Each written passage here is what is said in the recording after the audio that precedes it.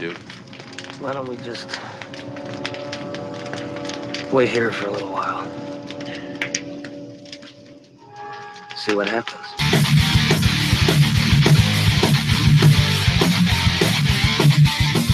What have you done to it? What have you done to its eyes? What have you done to him, you maniac? Join us! Join us! Join us! Join us!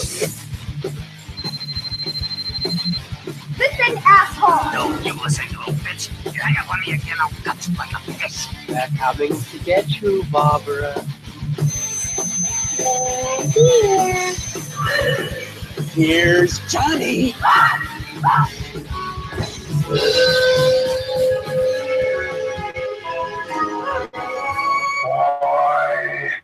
Trick or treat. Trick or treat, and welcome to Slice Dice Dreadcast, episode 30. This is the 30th episode, and I'm your co-host, Joey Infante, coming in from Brooklyn, New York. Here with my two co-hosts, as usual nowadays, Mr. Jimmy B. What is up, everybody? Here from Pittsburgh. And Mr. J Mac himself, J Mac. Hey, what's going on, fellas? How is it going? It's the holiday season. Trick or treat, motherfuckers. Trick or treat. So we have a fun little show in store for you guys. We're going to cover two featured films as usual. First, Trick or Treat. Second, Trick or Treat. There's Trick or Treat and Trick or Treat. Yes. So the 1986 heavy metal hit Trick or Treat, which I had never heard of until about 2 or 3 weeks ago. And somehow this one slipped past me like the Wraith. And, kind of in the same vein, right? And then the 2007 released 2009 Trick or Treat. Sorry, James. Nah, we'll get into it when we talk about the movie. You throw great comparisons out there all willy-nilly. We're going to have to talk about that. The feathers have been ruffled, folks, already. On for 30 seconds. I'm drinking a little cold brew here because, you know, I fell asleep on these guys as per usual. Sorry. Narcoleptic motherfucker. I was thinking you guys should just start calling me Joey Narc from now on. Joey Narcs. That's a different meaning in the gang world, though. Yes. You've got to figure something Columbo, Slumbero. I don't know. Something like that. Figure it out. Oh, man. Yeah, you know.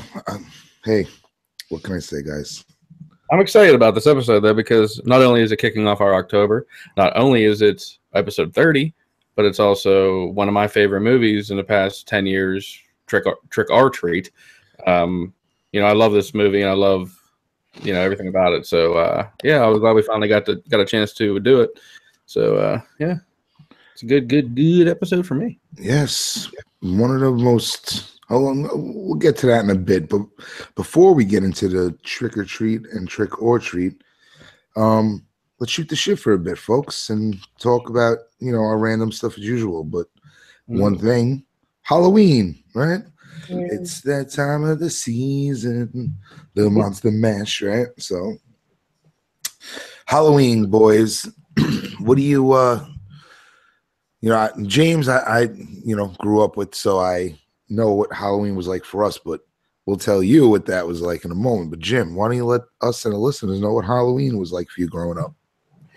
Oh my! It was. I pretty much lived my entire life for October, for Halloween.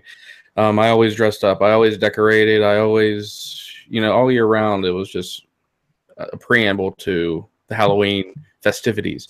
And, you know, as we got older, watching all the movies, being able to buy more expensive decorations and working at haunted houses, haunted trails, scaring people. Everything about October just, I don't know, just gets me going. You know what I mean, man? Oh, boy. He creams jeans. Without October, cream jeans, baby. Without October, without Halloween, without scary, without horror, we wouldn't be here. I mean, it all encompasses what we do, what we love, the genre we love. It's just everything about it is just what makes me who I am today. So it really, when you look at it in the grand scheme of things, October, Halloween, scary, everything about it's just great. Great. Did you what was trick or treating like? I did a lot. I did pretty much half trick or treating, half scaring the shit out of people. I always, and when I was a kid, me and my brothers we would always go out, and we were never the troublemakers or anything like that, but we would always scare people and get as much candy as possible. And then when I got older, I started decorating my parents' house. I started dressing up as Michael Myers. I started, doing theme things around, to decorate the house. I had music playing. I was, walking around on my roof with a knife and dressed up, and people would come over and take pictures of the house. It turned into just something more for me than just going out and getting candy. It was just, I look forward to it every year. 12 months out of the year, I wait for this 1 month. So yeah, it definitely breeded something more in me than just going out and getting candy. Did you excuse me, we used to go what they called bombing, right? To go bombing. We did. I don't know what bombing is to you guys, but we definitely did a little of our innocent, so we thought, innocent pranks, egging, toilet papering, soaping, knocking, all that kind of stuff. Soaping, ooh, that's a first. I never heard about soaping. Soaping windows? You never soaped windows? No, I never soaped windows. Oh wow, you gotta look that up, man. It's a pretty popular thing. Might have to try it out. You ever try to get soap off your window? It's pretty fucking hard, man. Wow. Just hose that shit down eventually, Oh, not a thick bar soap. You just rub all over the glass. Ooh, it's rough. Man, rough. I cannot imagine.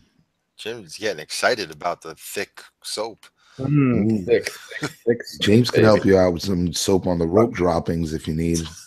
Throw you in a cage real quick. I know that firsthand, sadly, but palm olive, yes, it worked very well. Palm olive. Oh man. So yeah, I can tell you, when we were growing up, James's block was the block to hit back in the day. It still is, actually, believe it or not. I hit it up with my daughter every year now. Yeah, man. Got a lot of good memories of Halloween on that block. Just, it seemed like it was always had the most people. I don't know if I had a lot of older people on the block, but it seemed like there was always people home actually doing the trick or treat thing. There wasn't like a sign on the door like, "Oh, see you next year," and all that kind of bullshit. Right. There was always people out on this stoop and giving out all kinds of shit. And in my family, especially, Halloween was a big deal because it almost was like a holiday that we actually celebrated. You know what I mean? Like the whole family would come together. The kids would all go trick-or-treating, get back to the house, and we'd order Chinese food, and all my aunts and cousins and everybody would be there like all night long. And it was always a good time, man. Now, let me ask you this. Did you know the houses you could go to get the king size bars, not just little pieces of shit? You knew where to go to get the big bars. Hell yeah. Yeah, that stuff was good. I remember now my son, he's getting bigger. He's 10. And I remember trying to think back of all my costumes over the year and when I started getting away from the costumes and all that kind of shit. Because as a kid, I just wanted to be a teenager to go bombing, The idea of being able to run around my friends and throw eggs and shit and shaving cream at each other, whatever the fuck it was so cool to me. And I'm trying to remember back, but I know I have a picture of me at 11 where I'm freaking, I got a Jason Voorhees mask in my hand and I'm covered in friggin' shaving cream. Yeah. On my block, and I'm like, all right, well, this is pretty cool. But I remember being in 5th grade in the schoolyard, getting ready because you had to go line up on your class's number. That's what we had to do in public school. James did not come. We went to different schools. James went to the Catholic school. I went to the public school. So it was different setup. Their schoolyard was much more fun than ours. I always wanted to play in Holy Name schoolyard. But I remember lining up, and seeing everybody in costumes and me not caring about costumes anymore and more worried about getting Fila sneakers. Like, Fucking Bela, man. yeah, that's. So I remember, basically after that, it was just like James, like sweatshirt, sweatpants, some kind of a mask, and a backpack full of random shit that you weren't supposed to have. I remember everybody always had to have some kind of hoodie or something on your head because everybody was afraid that you were going to get an egg with nair thrown at you. Oh yeah, patches of hair because people are going to be throwing eggs covered in nair at people. yeah. So basically, when it did change for you as you got older, then it was just not about dressing up, not about, you did other shit going on. Yeah, like thinking back now, I'm like, regret not caring more about dressing up as I got older. Like it was so important to me to be like a big cool kid that didn't dress up and that was out running the streets and being stupid. That I probably missed out on a few more years of being able to come up with some cool ideas of shit to throw on. You know what I mean? Yeah. Like I don't think I ever been to a real Halloween party. Like I've been to bars like with a Jason Voorhees mask on, or like a fucking afro wig, or like a Rasta hat. You know what I'm saying? Like, but I never like dressed up again. After that, like I've never, like I went to see Fish on Halloween multiple times. What did I wear? A fucking Jason Voorhees mask. I dressed up this fucking Jason Voorhees mask. Then one year I wore a fucking boat captain hat and a pair of Dockers and shoes, and I was a fucking yacht owner. Like I've never really, did. I would go to Lucky 13s, the metal bar in our neighborhood on Halloween. With, like I said, I remember I went there with a Rasta hat, a Flavor Flav clock around my neck, and a fake machete. Like, Wow. And I do regret this. Like, I would have loved to now, in retrospect, I would never put face paint on. I got OCD, but like, but I want to bob for apples, man. Yeah, I got all that stuff. I always, I did the Halloween parties. I did, and I do want to thank one of my neighbors growing up who he went to school with one of my siblings, and we're still in contact today. But he lived one street behind me. I mean, I'm in a small town, not a big city or anything like that. But I'm in one street. He's a street behind me, and he was huge into Halloween. And when he was, 18 to 20 years old, I was 10 to 12 or whatever, and he would always decorate his parents' house and did everything up. He was bigger. He dressed up as like Jason or Michael Myers or something. Then I would dress up as my guy, like Jason or Michael Myers, and go over and like work the house with them and scare kids, be part of all that shit. So I had so much going on around me at that time to keep me going as far as that goes, I guess, maybe. And a lot of people that were into it the same way I was. And I guess that helped me. And even now I can't wait. I told my son today when I picked him up, like, hey, we gotta decorate the house here pretty soon. We gotta get everything together. So I still haven't lost it. I mean, I just love it. I can't wait. Nice. One thing though, always with Halloween was Sean Chevalier, big shout out, Sean Chevalier. Sean Chevalier, holla at you, bro. Great guy. Horror movies, right? Because horror movies have been, I'm sure, as we've discussed since our single-digit numbers of age, and I remember just waiting to see what would come on Channel 11, Channel 5 on the weekends, right? Catch all these, movies that. There was no Netflix. Movies weren't readily accessible. When I was like 7 years old, I couldn't rent fucking these movies, by myself walking into a video store. Today, I bet you if video stores existed today, which there might be somewhere in not New York City, but I bet you if a 10-year-old went in there and like tried to rent Friday the 13th, like they wouldn't even think twice, No. But back in the day, like I said, I would just wait, anything that would come on, try to watch it. So I remember like on Channel 9 catching one of the Phantasm sequels and just not even knowing what the hell I was watching. But eventually along came DVR, right?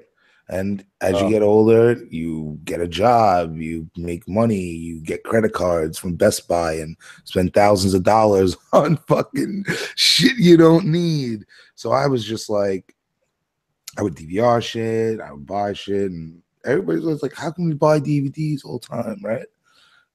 I know now this conversation is segueing into something different, but you know, owning the tangible copy of Halloween, right? Like, it comes out, you know, how many times? There's so many fucking editions, but every time they keep building upon it, building upon it, building upon it, more features, and you know, depending on what kind of level of fandom you are, right? You like to know about the background information, watch these things, listen to these things. But my point was, before Netflix, before everything was at your fingertips, right? At the tail end of the video days, because I remember Netflix getting discs back in the day. Like the mailing service, you know? So the DVR, when the DVR came along, oh man, it was a game changer. And October, forget about it, man. Shit would be at 100% real quick. Yeah. People be killing each other in the house of fucking goddamn space on a DVR. I remember when I would be living with somebody and I'd be like, all right, it's fucking literally July. Delete the shit from last year. Seriously. Yeah. So, and speaking of the origins of our Halloween, right? What about these origins of Halloween in general, man? Freaking 2,000 years ago dates back. Freaking ancient Celtic festival of Samhain, but we say it Samhain, right? That's how we Americans would pronounce it nowadays, but it's Samhain. And from the Trick or Treat movie, we find out Sam is named after, right? A little pumpkin-headed guy. So basically, this was like a festival in the United Kingdom 2,000 years ago, and it was celebrated for November 1st because that day marked the end of summer and the harvest, the beginning of the cold, dark winter, and a lot of human death was associated with that time. They believe that on the night before, that the boundary between the worlds of the living and the dead became blurred. So that night of the 31st, they celebrated Samhain when it was believed that the ghosts of the dead returned to the earth. So, you know, crops were damaged, you know, there was mischief in the air as people would celebrate and be drunk. So these things, you know, caused the whole influx of what we now know as Halloween, right? So these are the origins here. 2,000 years ago, man. Pretty nuts. And I believe that the trick or treat phenomena started so when people were wearing masks, they could actually the dead could actually be walking among them without being noticed. So that's where the whole wearing masks thing came from. Yeah. And Sam Hain we learn about from Halloween 2, also from Dr. Sam Loomis. And his name was Sam also, so that's pretty funny. He said Sam Hain was written on the chalkboard near the end of Halloween Part 2 in the original of 1981. So that's when we start getting the real origins of Michael Myers. So yeah, it's definitely throughout a lot of horror movies, but probably overlooked a lot of the time. So a lot of people should look into the history of Halloween. Yeah, eventually, you know, just like everything, the Catholic Church has to come in and fucking take it, and then that's how eventually it comes to America in the, you know, latter part of our existence, right? And in the mid 1800s, there was the potato famine, right? So a lot of immigrants came to America with these European traditions, right? And so when they came, the Americans started to dress up in costumes and go house to house asking for food or money, which eventually became trick-or-treating. So in that time, young women believed that on Halloween, they could divine the name or appearance of their future husband by doing tricks with yarn, apple parings, or mirrors. That's awesome. Yeah. I'm getting my information from History Channel, by the way. Just there you go. They will run that. They do run a lot of specials on it through October about Halloween. Yeah, plenty of information out there. At least you know you're getting solid resources when you go to the History Channel. Good folks at the History Channel. Good folks. Good folks. Our good friends over at the History Channel. We're there at the History Channel. See. So just to continue along, in the 1920s and 30s, Halloween became a community-centered holiday with parades and parties and entertainment. So by the 1900s, that's when we're in our Halloween as we really know it today. But then by the 50s, there was a lot of like vandalism and stuff. So people took it and ran with it, and it got a little crazy. So the new tradition of trying to make this more of a family-centric holiday began, right? And what comes in the 1950s? Consumerism in America. So forget about it. Today, Americans spend an estimated $6 billion annually on Halloween, the second largest commercial holiday. I wonder what the first one is.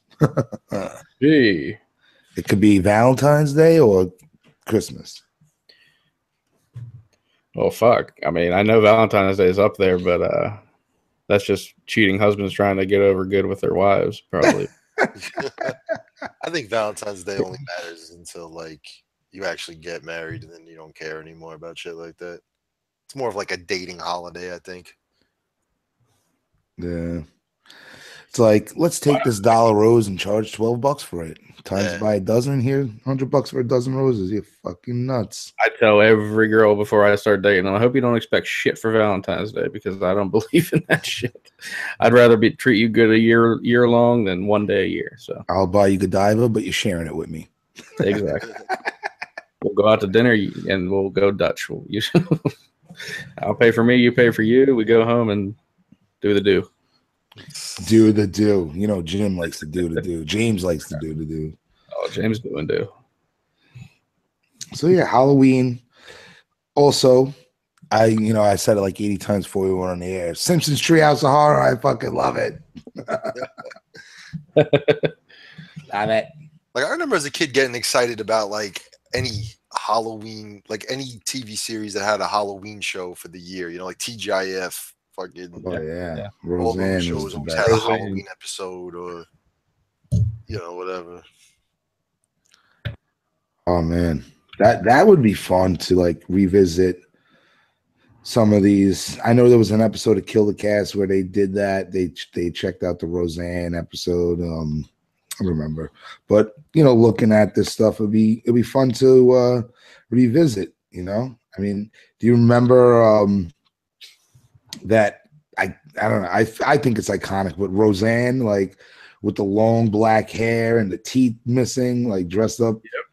Oh man, when she was the witch at the lodge, and then yes. yeah, that was a good one. Yes, Dan with an axe in his head. Yeah, classic. They were scaring actually. Well, I know. What was the other show? Home Improvement. They had a lot of good episodes too. If you ever watch Home Improvement. Oh yeah, I don't recall the Halloween episodes offhand, but back in the day, I don't know if they still do it nowadays, but every sitcom had that. Like every holiday came around, it was the themed episode. But the Halloween ones were always like, Halloween and Christmas episodes. I always loved. But there's actually a DVD that you can get. It's the Roseanne Halloween episodes. So they said the new reboot's actually going to include one. Oh, that's sick. Yeah. As far as I've read, but we'll see how that goes. But they would be stupid not to, because they're obviously known for it, and we're still talking about it now. So I think they're going to at least throw one. Yeah. Yeah. You can get this DVD on Amazon for $5. Might be something to order. Actually, you know what? Fuck it. I'm ordering it right now. There you go. That's right, babe. I'm ordering it right now. Free 1-day delivery. That's how we do. Awesome. Yo, one side note, one night, right? I was wrecked. Me and the wife went out. I don't know if we had kids yet or not. No, we had kids already. They must have been getting watched So we come home and I'm soused, right? And I went on this whole fucking diatribe about how Roseanne is a pioneer for women, and how I love Roseanne. I want to marry her. Going crazy. She has it on video, and I gotta tell her to find that so we can. Yeah, we got to play that audio, dude. Yeah. Hey, just quick before we could move on to anything else, I just came to me when we were talking about Halloween. I don't know, Joe, do you remember? It had to be. I mean, we were like definitely like in the back end of high school, like at that age where we were still kind of running around in the street doing stupid shit on Halloween, and the cops kept coming around and breaking us up, and so we were trying to figure out what to do because basically, like, if they came around again and we were still there, we were getting arrested, and we would decide to go to the movies. And the cops came back and we're standing around. They're like, "You're still here." We're like, "We're gonna go to the movies." We're trying to figure out where to go. And there was like two choices of movies to see. And I don't remember what movie it was, but one of them was a horror movie. And the cop was like, "Well, it's Halloween, idiots. Go to the horror movie." Like, fuck, it's driving me crazy. I can't remember what movie it was that we decided to go see, but I don't remember if you were there or not. I don't know. I Outside don't Nicole's recall. house on I 10th. don't recall. It depends how early in that time it was. I don't know, because I might have just went into the park to get stoned. Yeah, I'm trying to think. Like, I remember we were outside Nicole's house, and I also remember because I was out and I had these two bandanas that had skulls on them, and if I folded them right and put like one on top of my head and like one over my face, it looked like my face was a skull. And I had that on, and I was like, once the cop saw me that was it. He fucking jumped the sidewalk and started chasing all of us. But he, I remember him coming back around and being like, go to see the horror movie, idiots. It's Halloween. Duh. But I'm trying to even like get an idea what year it was just to see what movies came out at that time. But you graduated in 2001, so yeah, it had to be before then. It was like 13 Ghosts or something. It might have been something like that. One of those dumbass movies. Released October 26, 2001. Could have been. Maybe. Did you guys have any like parades in your town and shit for Halloween? Like the kids marched, like were able to walk in and they threw candy to people and things like that? Not in our neighborhood, at least that I remember, but in the city. One in the Village in Manhattan. Yeah. Did 7th Avenue have one at one point? I don't remember. Not that I ever went to it. Nah, I just remember the St. Patrick's Day parade. Yeah. Everybody gets crocked. No, we always had every one Saturday in October, all the kids could walk down, dressed up, and the fire trucks came down and threw candy out at everybody, and then we all got, all the kids got like a hot chocolate, things like that. Like, I guess those are the joys of growing up in a small town, I guess. Yeah, no, here it was like, let's cause chaos and get into trouble and get chased by cops and do stupid shit. That was where we were at.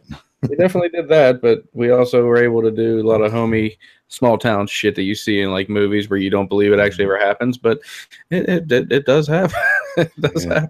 The problem is, it was, in New York City, it's like a lot of crime, especially in like that time, the late 90s, the early 90s, when we were young too. When we were little kids, like in the 80s, it was a fucking crack epidemic. You know what I mean? Yeah. I mean, I remember like legit, once it's dark out, don't go outside on Halloween. Yeah. You know what I mean?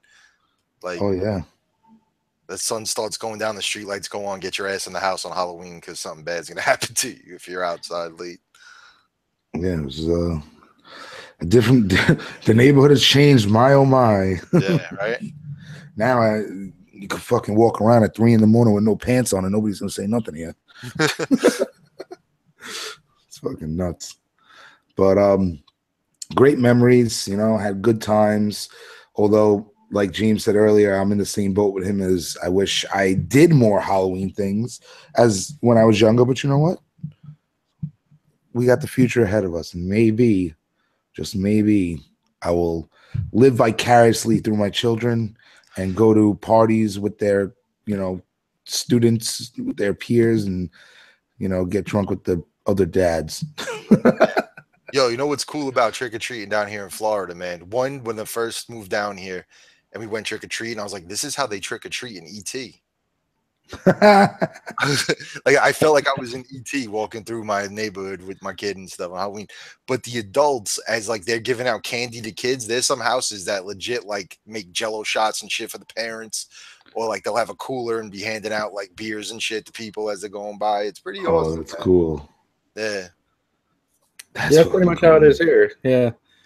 Like a lot of parents, you can just see the people are just sitting out in their house or on their porches drinking, waiting for the kids to walk up. And some people have like little, miniature haunted trails, like, here, walk through this little area, have fog, and they'll try to scare the kids. And yeah, that's the stuff we do around here. We got a few houses down here that legit, like you walk, like they decorate the whole inside of the house and let you walk through it like a haunted house. It's awesome. Yeah. And down here, that's pretty big too, is they got that new, instead of like regular like decorations, they have these hologram things that come up on your windows and shit. So it looks like zombies or skeletons are trying to climb out of the house. It's pretty awesome. Oh, man, Halloween's come a long way. Yeah. Yeah, man. I want to throw a Halloween party. Fuck it. That's one thing I do say. My buddies do that, and like they said, they're all married and everything, like you guys are, and I'm always like the single guy, and I'm always getting hammered and shit. But it's like we do definitely. They do throw Halloween parties at their houses. They throw Christmas parties at their houses and things. So it's cool that in our in our 30s we're still able to at least have some kind of fun. But before we do hit these movies, I do want to touch on where I went this weekend. So just want to let you know. Yes, definitely. James, was it the freaking House on Haunted Hill? It might have been. Freaking I feel like I saw that on Halloween. Well, maybe. What year was that? You remember? Late 90s, definitely.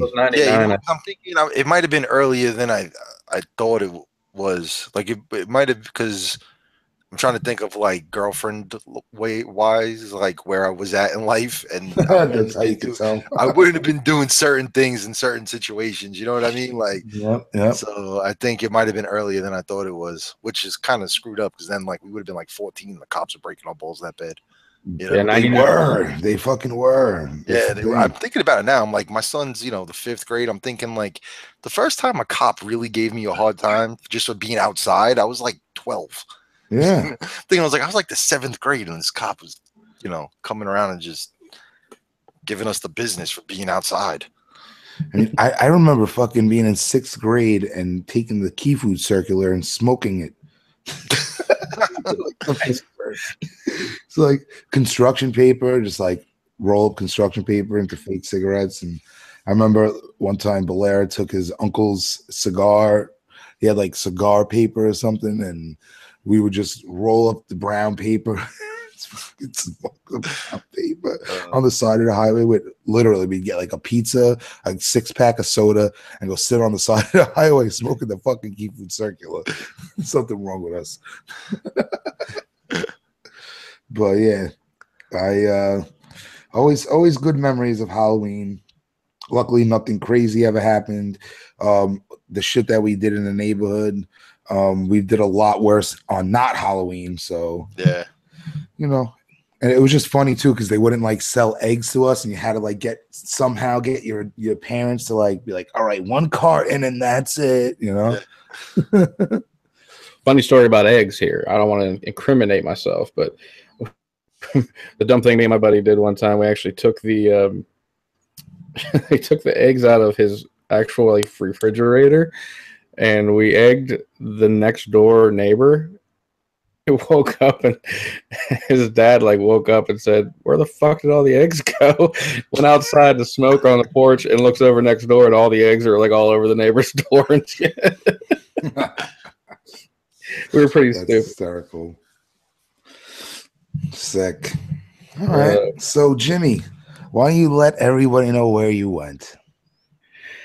Yes. For the weekend, I went to Lexington, Kentucky to Scarefest 10, the 10th annual Scarefest, which is devoted to horror and paranormal, where they have a ton of horror celebrities there and people from the paranormal TV shows and whatnot. So This is my second year in a row. We went last year, me and 3 of my friends, and our trip alone was great. Last year's convention was better than this year's, but it was ran by 2 different people this year, so there was a lot of little holes, little gaps in the planning, and a lot of complaints that we had.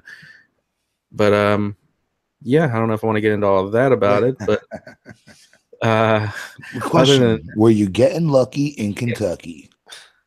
No, there was no getting lucky in Kentucky. Oh.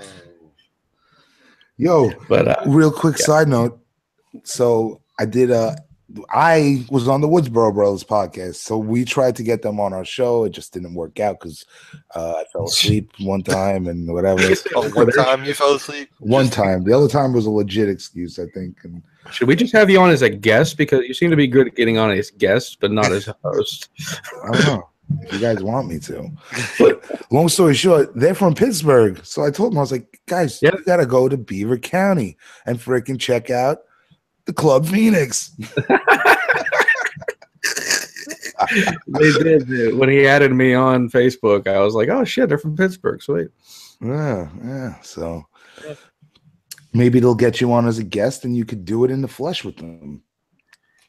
Yeah, I would talk to them and actually like go to where they record, and we'd actually be able to do a little thing. Yeah, pretty cool, man. Good guys, and we're gonna get them on the show in November. We're gonna do it. All right. We'll definitely get them on. But yeah, Scarefest, it had a lot of celebrities there. This last year was about Friday the 13th. This year was pretty much devoted to Nightmare on Elm Street because it had Robert Englund there and had a couple of the actors from the series. Kane Hodder was there also. Like, there's a lot of Friday the 13th people there. There's a lot of Nightmare on Elm Street people there. Did you touch his butt? I did. He seemed a little put off, but I looked in his eyes. He enjoyed it. No, sadly, I did not get to meet Robert Englund. His line was way too long to wait in, and I'm just not. I'm not like a fan. I'm not like a real. I don't know how to put it. Like, as much as a Nightmare horror fanatic. No. It has nothing to do with Nightmare. I love Robert Englund. I love Freddy. I spent hundreds of dollars on my own Freddy costume. When I look at people at these conventions, I get it. We're all fans, but these people, they wait in line for hours. They spend hundreds of dollars just to get a signed picture. They do all these things, and me, I'm like, I'm not starstruck. I'm not. I'm like, I'm good. I saw him. I walked by him. I see him right there. I'm good. I don't need all that stuff. I don't know if it's like, I don't know. I don't know what it is about me, but I'm definitely a horror fanatic. I love everything about those movies, but I don't need this to have that, I guess, to be a fan. Right. I agree with you 100%. I have no autographs by anybody. I've never been to a convention as much as I want to go to a convention, but hey, I fucking love horror. It's all I watched. It's all I've watched since I was a kid, and not all I watched since I was a kid, but that's been my main thing since I could remember. And I don't have tons of memorabilia. I have like random fucking little things that came in my horror box. You know what I mean? Like, listen, I'm not gonna spend fucking $30. I looked in Toys R Us with my daughter, and I remember seeing these things like $30, $40 for a fucking Freddy toy that's gonna sit on my shelf. Listen, I'd rather go buy a fucking eighth of pot. All right. What's funny is people who bought like Robert Englund packages were, you can jump. There was like jump the line tickets. People paid like $80 or something for, and then they were posting on the page like, I bought a jump the line ticket. I've been in line for an hour and a half because 300 other people bought the jump the line ticket. You know what I mean? So what are they doing? Like, I was more than happy to walk around with my Captain Coke in my hand and say, hey, I'm 5 feet from him. There he is. I'm good. Like, I'm here with them. But like the paranormal shows, who I've met these people because I'm into paranormal. They've come to the building, Hillview Manor. I've met them firsthand. They have fans going up and taking pictures with them. I'm walking up, hey, what's up, man? I'm buying beers for people at the party. These people that are on TV, they're supposed to be celebrities. I'm like, hey, you need a beer? What are you doing? How you doing? Blah, blah, blah. I talk to him like a normal person. Other people see him as like these bigger than life things, and I've just never been that way. I don't know. I don't know what it is. I think the thing is this too, human beings in general worship something, right? Whether it's Fish, rock and roll bands, right? Whether it's celebrities in horror movies, Robert Englund, Kane Hodder, or any other entity, religion, politics. Nowadays, you just see people, all they worry about is politics. It's all they talk about. And it's like, you just got to find something that you cling on to and you just go gung-ho with it. We all worship different things on varying levels, right?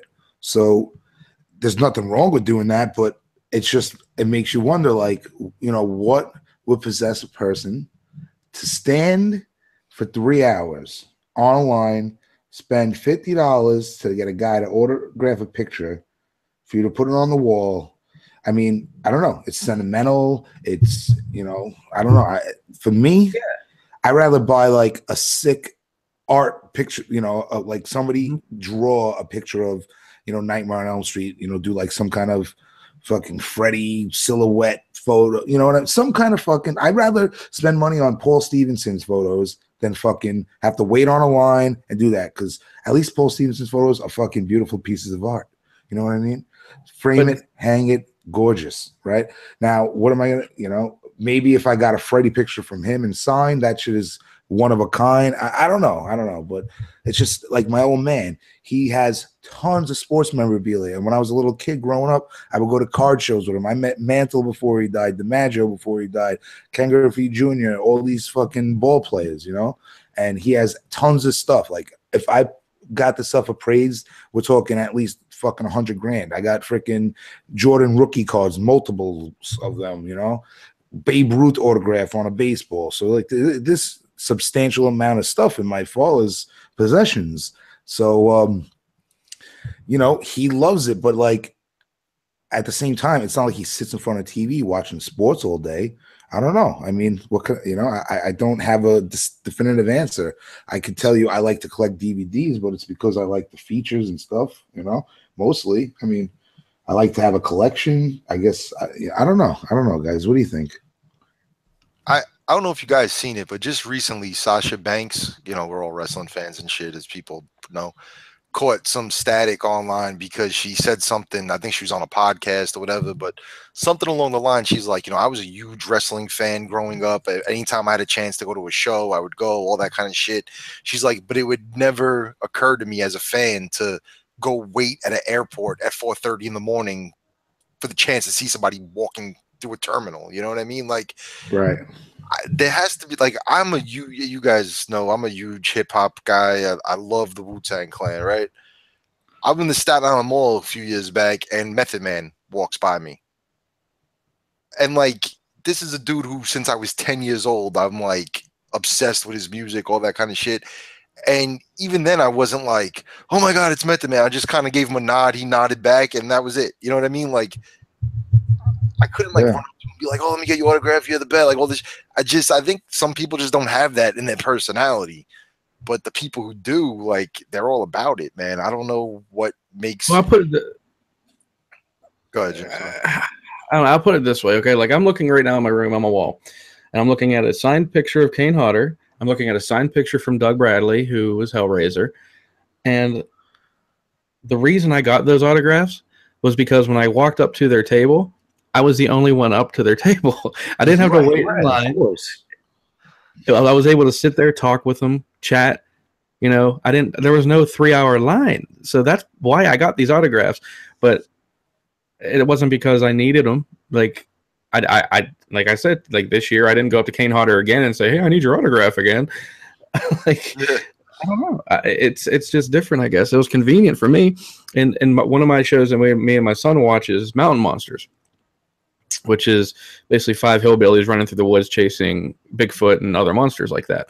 And we watch it all the time, and he loves it. So before I left, I asked him, which one of them is your favorite? He told me, and I didn't tell him what I was going to do, but they were there at the convention.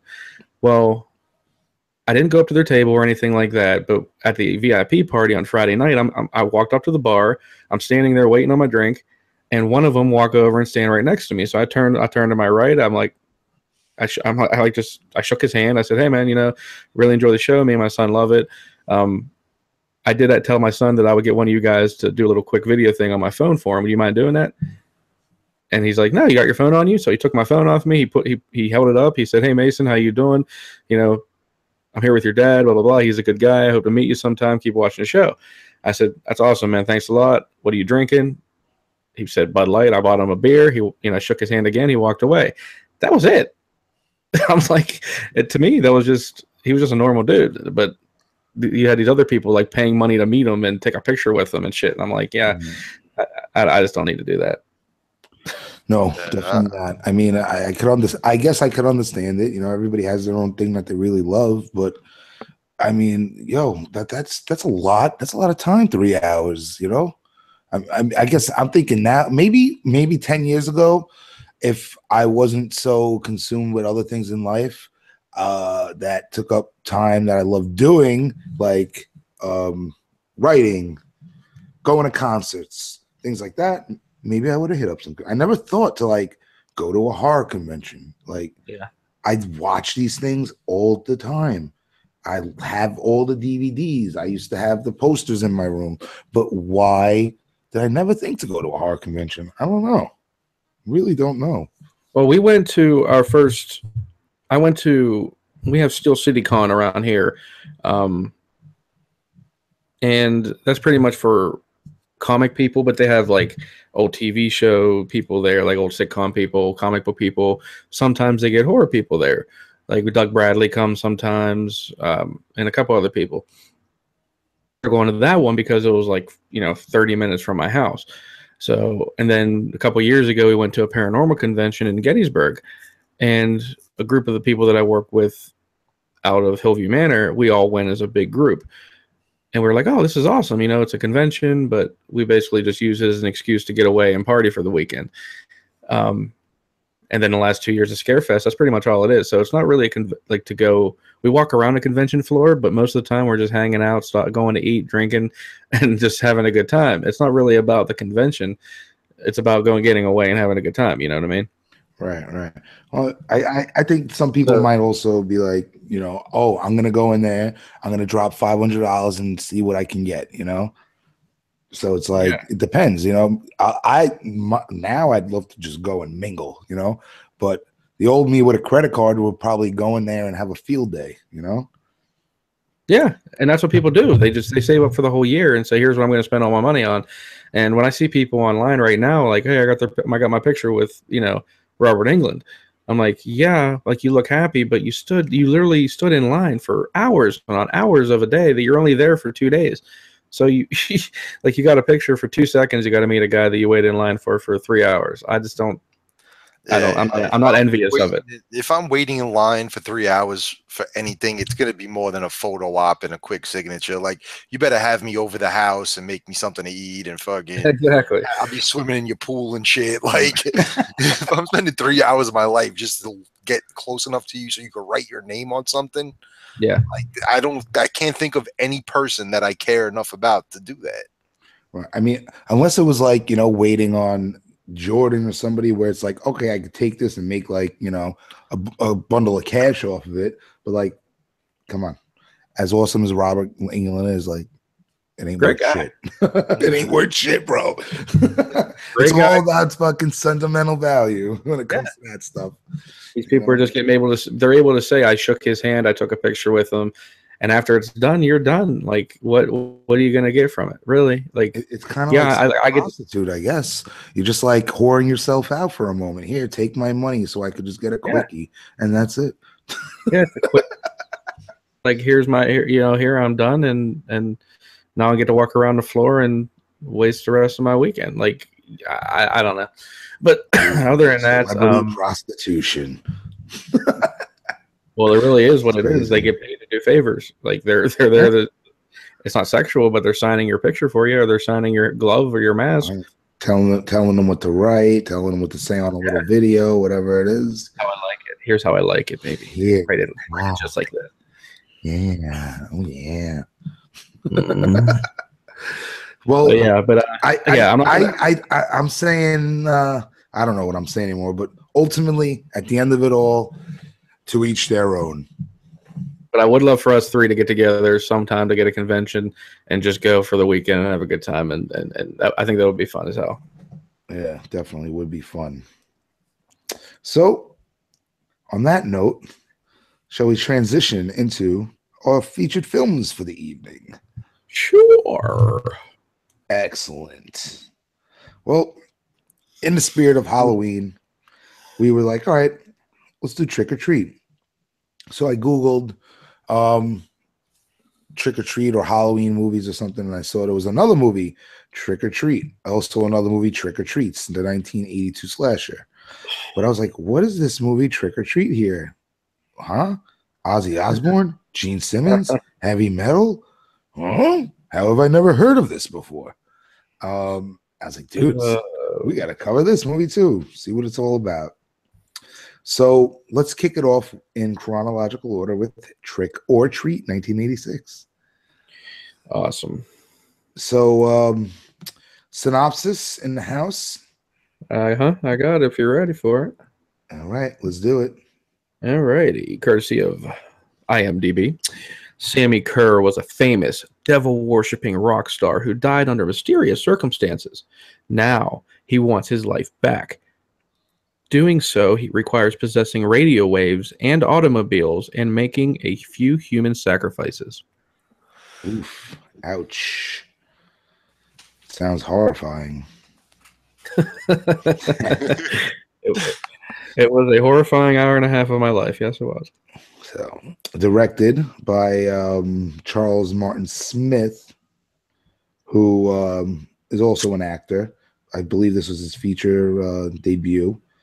What else did he direct? I have no idea, but I know he directed the Dolphin Tale films. Other than that, so, look at this, Air Bud, my man. But yeah, he was definitely an actor, but yeah, you would know, a lot of people would know him from, I believe, I'm looking at his face, and I believe he was in American Graffiti, which was a movie that I watched growing up. I think that's him. Damn it. Yeah, yep, that's him. Okay. Yep. Lucas. Yep. George Lucas. All right. So we have this little film here, right, that came out in the 1980s in the time of the Satanic Panic. You guys familiar with Satanic Panic? Of course.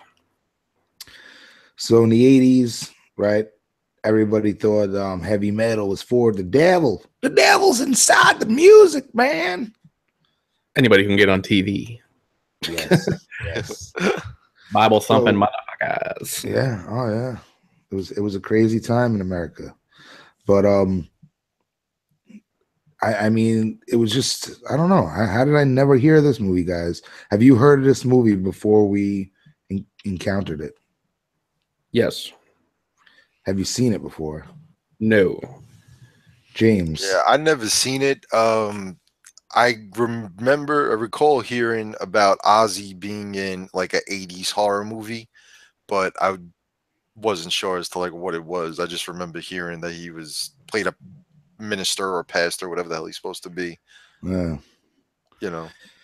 Oh man, I thought they were going to be a lot more prominent in the film, but the way they like advertised it, yeah, but, you know, what are you that's in my do? notes. So I was actually blown away because when I recorded the Horror Mafia the other night, I mentioned the movie, and Bill was like, "Oh, the band Fastway did the music for this movie," and he's like, "You ever heard of a band Flogging Molly?" I'm like, "Yeah, of course, seen them multiple times." He's like, "Well, it's the same band," and I was just blown away because Flogging, you know, if you don't know Flogging Molly is, they're like an Irish punk rock band, you know, Mm-hmm. and this was nowhere near that. It was so bizarre, man, bizarre. So, all right, well, let's take it from the top, I guess, here, folks. Trick or Treat was basically about a young man, Eddie, who is basically bullied in high school. And he worships Sammy Kerr, who is played by Tony Fields. So he basically is worshiping this guy, and he's eating breakfast one morning, thinking about the dude or whatever, and he looks up at the TV screen. They're talking about him, and it says, dead at whatever in a fire. And the kid's just like, oh my God, tears all the posters down, goes crazy. And long story short, comes across a record, which he spins backwards, right? And you hear the voices. So that was a whole thing from the 80s, right? Spinning the record. And Yes. when you do it backwards, it's subliminal fucking devil talk, whatever it may be. What it does. Every metal band had that about their records back in the day, you know, Kiss and all them people. And you played the records backwards, there's, you know, demonic messages in there for their listeners, and that they can control your brain. Yeah. I distinctly remember Little Nicky. Remember that movie, Little Nicky? Fucking Adam Sandler. And there was a scene where he's like one of the heavy metal guys. You know, one of those guys that talk like this in all his movies, those two guys. They go, oh, Ozzy Osbourne or whatever it was. And he goes, Little Nicky goes, no. He takes Chicago and puts the Chicago record on, spins it backwards, and the guy's like, Chicago's fucking awesome. We're just like, yeah, that would be the band who has devil worshiping music. Fucking Chicago.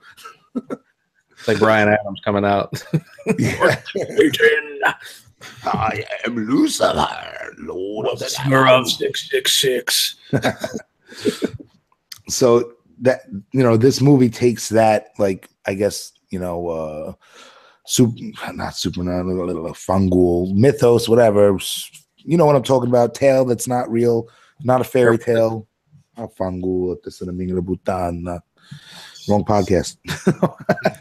It takes that old wise tale or whatever and fucking runs with it here, where basically he brings them back, man, through this.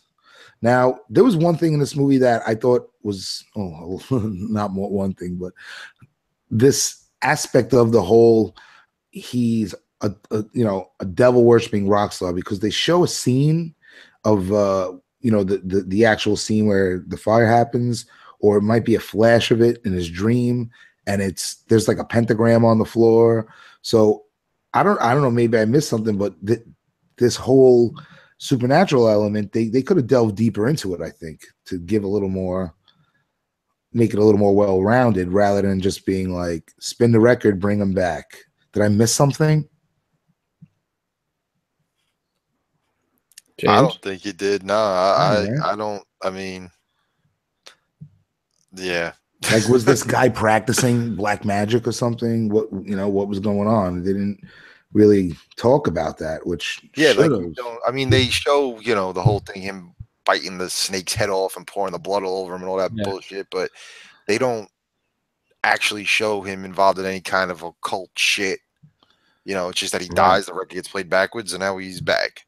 Now, there definitely should have been a scene of him in the hotel doing some kind of a ritual with fire, candles, and then that's how the hotel fire started. Right. And we would have had a little bit of a backstory. Yeah. Even something like in the beginning of Child's Play, when you hear Brad Dourif's character go into the thing, you know, it's like you hear him go, I smile, you know, make the words and everything, the cloud comes, something. One little 30-second scene would have been nice, just to reinforce, you know. And that's part of the sloppiness of this film. Oh, Jesus. No, I don't know. All right, Jim, let's hear it. No, nothing. Go ahead. No, all right, let me ask you guys. All right, you get in there, James. You, like, obviously, you know, said before, I'm mostly listen just to rap music since I was a kid. Like, when I was real young, I listened to some, you know, Guns N' Roses and shit like that, but not really giving a fuck about metal music in any real way. Like, is that why I kind of didn't give a shit about this movie? Possibly. Like, did you guys appreciate it more because of that? Like, I kind of understand the underlying thing about especially at the time it came out, the ridiculousness of this idea that fucking this music was gonna make these fucking kids devil worshippers and shit like that. You know, that whole fucking thing. Like, is it because I don't care about that world that I don't care about this movie, or was it just that the movie sucks? Well, I think it's a combo of both. I think it's a combo of both, honestly, because I love metal music, but at the same time, I look at this and none of this is like metal music that I know and love, really. I mean, I like the character. I like how he has posters of fucking Anthrax and Twisted Sister and stuff in his room, right? But like, you don't actually hear that music in this movie. No. It's all music by this band Fastway. So, to me, I appreciated what they were going for. I appreciate the fact that it was made in '86 during this big boom of all metal music is, they all worship Satan and all this kind of shit. But I appreciated what they were going for, but I think the delivery or the execution was just very blah and very, very kitschy, very low budget. Even though they did have Gene Simmons and Ozzy Osbourne as these bit characters, Ozzy was only on the TV playing this character who, I guess in the script it was funny. Let's make Ozzy Osbourne, who is known for being this devil worshipping guy, let's make him be the complete opposite. Like it was probably very funny on paper. Then Gene Simmons being the DJ, who was the voice we did hear a lot more of, but he played Nuke the DJ, but an unrecognizable. Yeah. I was like, yeah, that was him? Holy shit. Yeah, with a beard and all that. And yeah, this was and I should have fact checked, but I know they did their music video where they first made their face without their face paint, but I cannot remember what year it was. So I don't know if this was before or after they actually performed without their face paint. I think by '86 they because I think the '70s and early '80s was like the prime of Kiss. Or maybe I'm mistaken. I think the song, I don't know. The video was for "Lick It Up." I believe was their first video that they didn't wear their makeup in, but I don't know what year that came out. I don't know. But it's kind of like today would be like the first time people saw Slipknot without their masks. Like that's what Kiss was back then, I guess. If you're a Slipknot fan, I guess. But yeah, he was definitely unrecognizable. If you didn't know who he was, you would not have thought it was any more than a different kind of actor. Yeah. I thought that the main guy was the main antagonist was him at first. Yeah, that's what Tony I thought Felix's too. I character. thought he was. I was like, did I fucking miss something? I was very confused with that aspect of it. I was like, where the fuck is Gene Simmons in this movie? I don't know. This movie. Another problem with this movie is the lack of actual kills and violence and gore. I mean, listen, I'm not a gore hound, but come on, everybody was just getting fucking hit with lightning bolts and shit. I just loved the first, I believe it was the first official kill was the innocent girlfriend of the bully in the car. Am I wrong? Did she actually die though? Because didn't they say she ended up in the hospital? Sorry, yes. Yeah, the first. Yeah, I wrote that down. The whole like ghost sex scene coming in out of the headphones. It was a green, like molesting the fucking girl in the back of the car. Yeah. And then we get our titties and ear rape. She. What's that? Ear rape.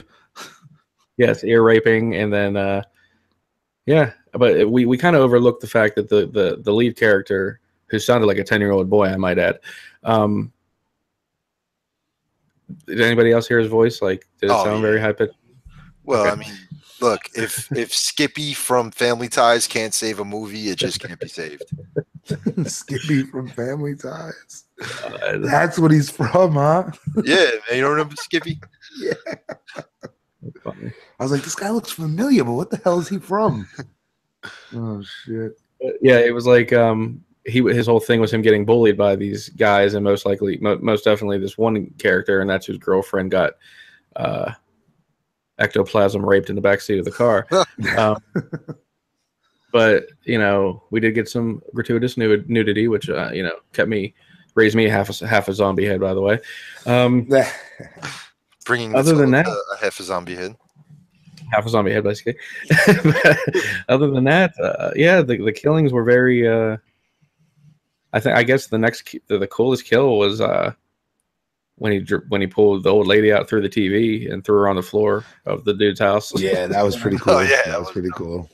I literally wound it. I was like, "What the hell did it just happen?" I thought that was pretty cool. I don't know. And it's funny because once I found out about this, the past 3 weeks, that's all I'm seeing is like people talking about this movie. I've seen it a lot recently too. I guess just with I think it's because we started it coming up, man. It's that time of year. People are gonna start mentioning all kinds of random fucking shit that reminds them of Halloween. It's weird because I like the idea of this film, the premise. I like the fact that they take this metal guy and he's a nerd because that's what it was in the 80s. It wasn't fucking badass rock and roll, fucking sex, drugs, and rock and roll. Like that wasn't exactly what it was like to be a high school metalhead. Maybe that's what Poison was doing. Maybe that's what the actual rock stars are doing. But the kids who listen to metal in high school were probably getting bullied, right? Yeah. Oh yeah. So I like that. That's like a realistic interpretation. But then, it starts to get cheesy and lackluster. And I got off to a start where I was like, oh wow, this is pretty cool. Especially when you get that reveal of the fire, and it's like, even though that's in the first 5 minutes and it's a standard plot point, from the get-go, they tell you that in the synopsis. I didn't know. So I was just like, oh shit, And that scene when he's ripping down the posters and everything, I thought that was great. It was a powerful scene, in my opinion.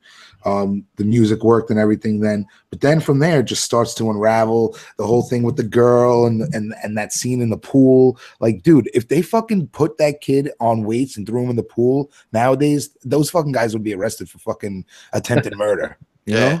Yeah. That was nuts. But I guess any of the time that went on in this movie, these fucking kids. I mean, other than the one where he spills the milk all over himself, I mean, could you imagine now if a kid legit got stripped naked and thrown out of the fucking locker room? Yeah, that's crazy. You know what I mean? Crazy. Like, if that shit happened now, they would be on a sex offenders list. Yeah, be on a sex offenders list. It's crazy. In the 80s, every movie almost had that with high school or camp, we did get a little bit of a side nut shot on that scene, but still. Would you get a nut shot? Could have done without that. Yeah, you could. He definitely fully nude in that scene. But yeah, the thing you brought up about obviously the gore is not there. It's not a very gory, killy type movie, which it should have been with the premise of devil worshipping and all this stuff. Right. One of the newest films that I watched, this could kind of come close to, would be Deathgasm. Yeah. Did you see that? I haven't seen it. It's I think it's out of New Zealand or something like that. But it's about an outcast a group of outcasts who form a metal band. They find music from a past death metal singer. They play this song and it unleashes hell and demons upon their town. And there's a lot of gore, a lot of blood, a lot of just very big killing.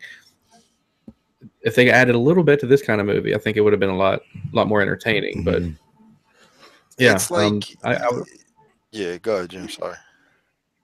No, I was just gonna say, like, as far as I know, it's definitely a 20, 30 year difference between the films, but they definitely could have added a lot more killing, a lot more gore, a lot more.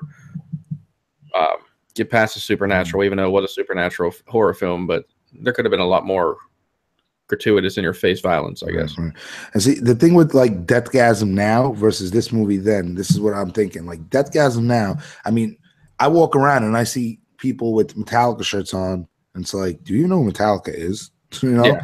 And I think one of you even made that example once, like, do you even know who Metallica is? And they didn't know. Just like, no, I just got this shirt on.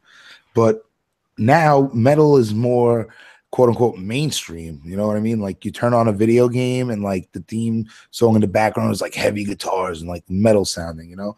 But 1986 heavy metal is very not taboo, but it's very distinct. You know, it's like it's a small subculture that's on the rise now. It's very, very primitive stages, and they're trying to take this very distinct subculture that is on the rise, put it in a mainstream box and feed it the Hollywood formula where they need those people that are into metal want to see the blood and guts. You know what I mean?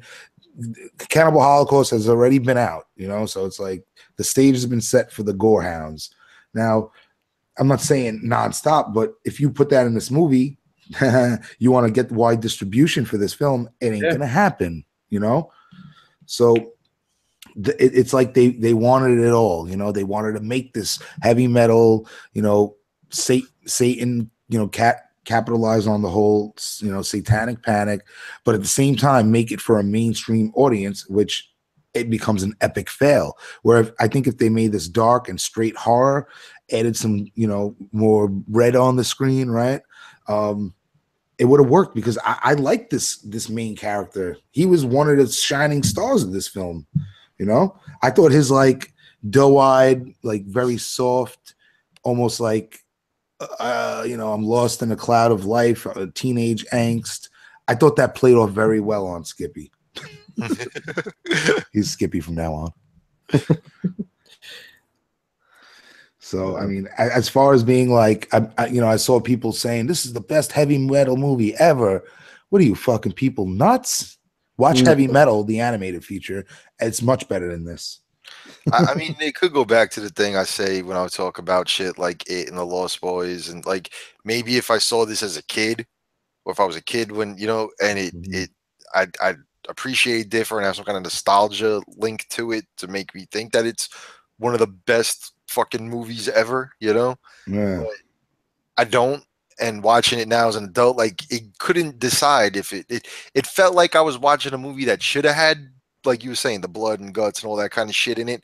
But at the same time, it was like, was it trying to be more of a Lost Boys fucking type movie where it's not really about that kind of shit? You know what I mean? Like I couldn't fucking figure out what the hell it wanted to be, but whatever it was, it just didn't work for me.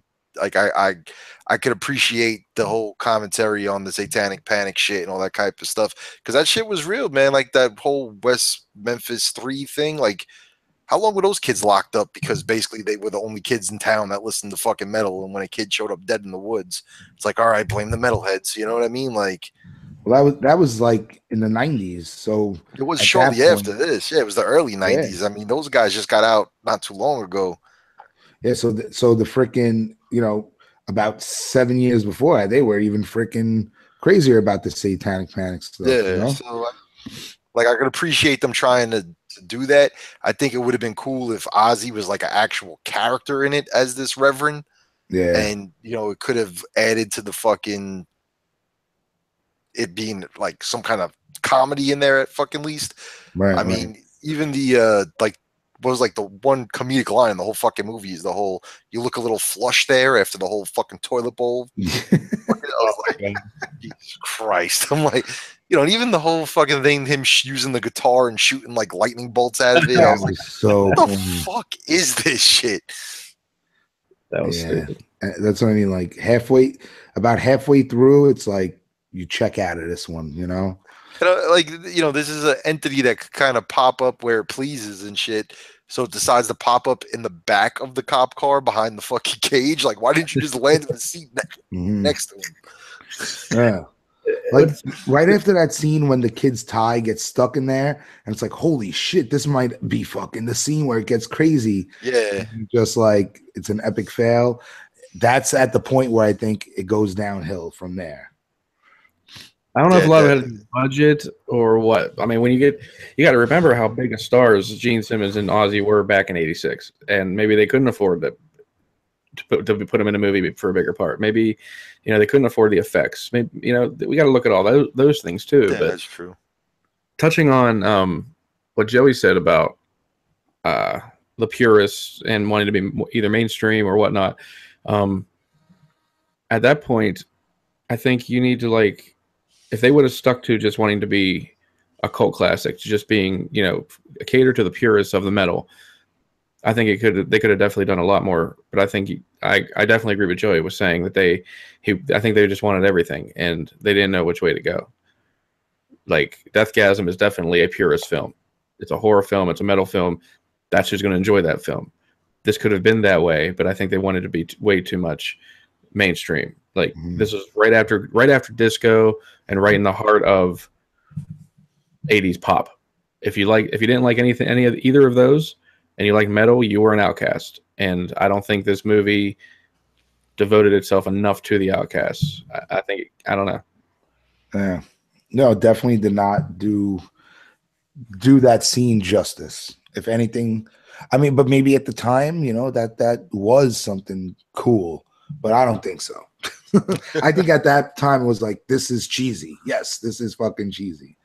You know, I don't think, you know, this is a good example for you know, heavy metal movies.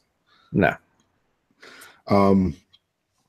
Although at times I am entertained, like that scene when he like sets the mop bucket up and you're like, it's about to go down right now. What is he up to? And it's like running through the whole thing and they end up fire extinguishing the fucking teachers in the teachers lounge or whatever. Yeah. I thought that was great. I was like, yes, you know, I was for this character in the movie. Right. And again, even when that kid was about to get put into the freaking shop machine, I wanted him to. I wanted that kid's fucking head to get mangled, you know? Yeah. And they didn't execute, you know? I was really for this character. I think he was a great character. The exposition of this character built him up for who he was extremely well. And everything else surrounding him was a fail, right? Yeah. I'm trying to think of other stuff in this movie that I liked, you know, aside from the actual idea. Like I think, you know, this was rated R too. Like they could have did a lot of shit with it. Yeah, they could have. Without, you know what I mean, like, you know, Terminator 2 is one of my favorite movies, and a lot of people who saw it when they were older kind of bitch about like how the original one, you know, fucking Schwarzenegger kills like an entire fucking precinct of cops and shit. And the second one, they come up with really cool ways to almost kill people. Yeah. You know, and it's like, Yeah. why couldn't they have, like, in this, that one scene with the shop machine? Yeah, that was dope. And like, just like you, man, I was kind of hoping that kid would have got it. At least then I would have been like, all right, like now it's gonna fucking pick up and get nuts. Yeah. And when it didn't, I was kind of just like, well, what the fuck did I, you know, like, why do I care? Like, if the bad guys in the movie aren't gonna get their comeuppance at least, like, why should I give a shit when this dude turns later on fucking Skippy? Yeah. Yeah, like he came out and he knew that he was like involved in something, and he was like, "My girlfriend's in the hospital now, so just stay away from me." Even though I've been kicking the fuck out of you, just stay away from me now. Yeah. Yeah. I don't know. I think if I was a kid though, I would have like ate this shit up alive. Like, this is fucking awesome. You know? And to go back from the beginning, right? I've said this is in the same vein as The Wraith. Bum bum bum. Here we go.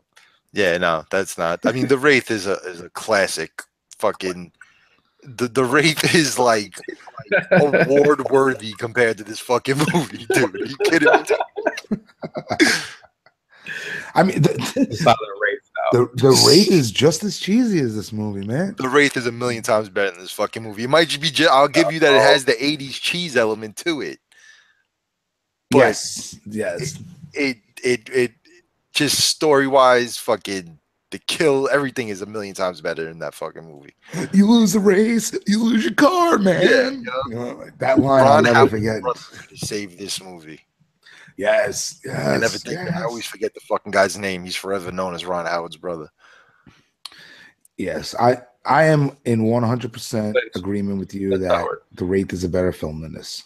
It is. Like, the only thing they have in common is that they fucking came out in the 80s. And then fucking like electricity involved somehow, because The Wraith always had that fucking little gizmo that would disappear after he blew shit up. Mm. Yeah, See, but that's a good movie. That's a bad movie done well. You know what I mean? right, Like you could love it because of how bad it is. right.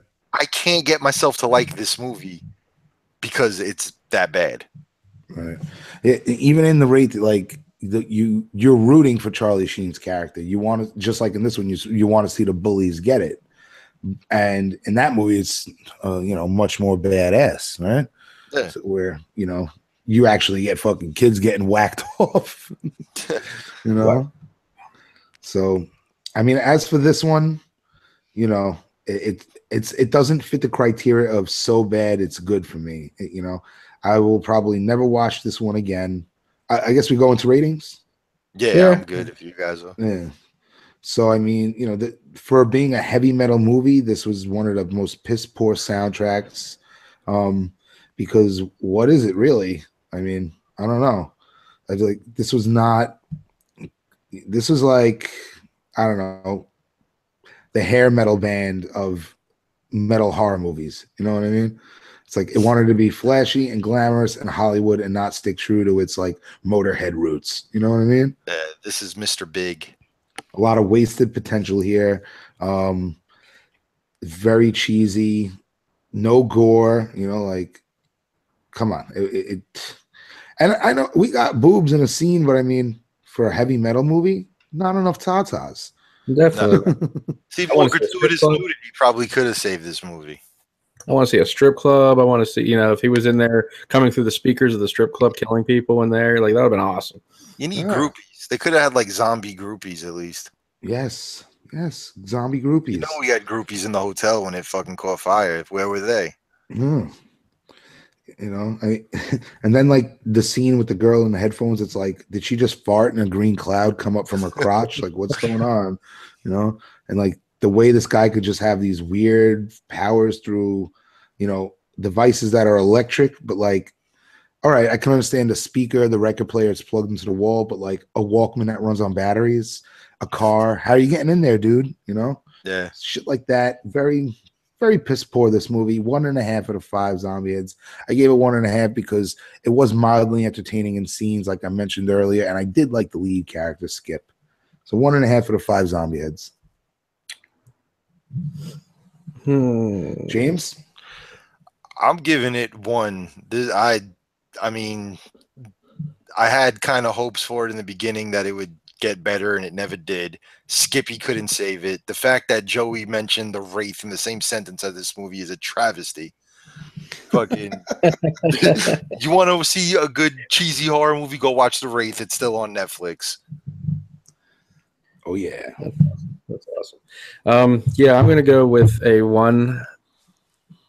1.5 out of 5 zombie heads. Being a metal fan, I do appreciate what they try to do. I appreciate anybody who can write a script devoted to metal. The cameos weren't what they should have been. Could have been a lot bigger. Definitely could have been a lot more killing. Like I said, the titties put me up a half. So it would have been a 1, but I put them up another half. Like I said, I just wish I would have executed a lot better. We do watch a lot of 80s films on this show, and I see a pattern happening as far as the 80s go. There was a lot of gaps in movie making. There was a lot of things that we look back at today as we could have fixed that. It could have been done a lot better, but I just think it was the time period and the mental state of people back then of what they thought was necessary and not necessary to make a movie. So right. We have to definitely look at movies differently. We can't look at them like they are today because it's a way different time, and we are way too analytical. 80s just was a different time, but this movie could have been a lot better. But 1.5 out of 5 for me. Right. Remember, this movie, was part of the D. Laurinaitis productions, right? And they have some good stuff here, right? I mean, they have Manhunter, Blue Velvet, Evil Dead 2, Bill and Ted, right? Transformers cartoon movies. So like they were relevant in the 80s. They were putting out some great stuff, but and this is a very big but. This one was weak, and I think, remember, a production company is about doing what? Making money, right? Their first movie release was Raw Deal, right? So who's in Raw Deal? Schwarzenegger, right? And it leads into other films like Maximum Overdrive, and said Manhunter, Blue Velvet. So then you have these great films, but then you get Trick or Treat, King Kong Lives, right? And finally, hard on for that.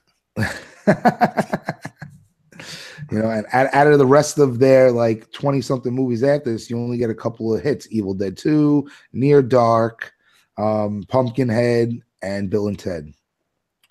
You also get Earth Girls Are Easy, which when I was a kid, I was just blown away that Jim Carrey and Jeff Goldblum and all these people that I knew were in this movie. Like, what?